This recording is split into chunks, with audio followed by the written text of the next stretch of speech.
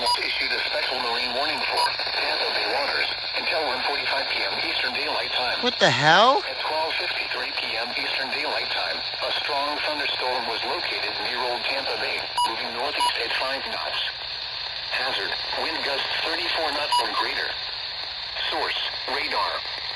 Impact, expect wind gusts in excess of 34 knots, suddenly high waves, frequent lightning, and heavy downpours.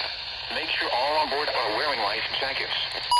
Locations impacted include Sandy Bridge, Old Tampa Bay, Howard Franklin Bridge, Port Manatee Reef, Tampa Bay, Cockroach Bay, Hillsborough Bay, and Courtney Campbell Causeway. Move to safe harbor until hazardous weather passes.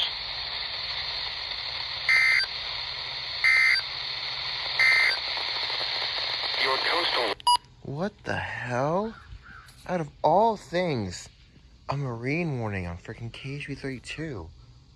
Damn.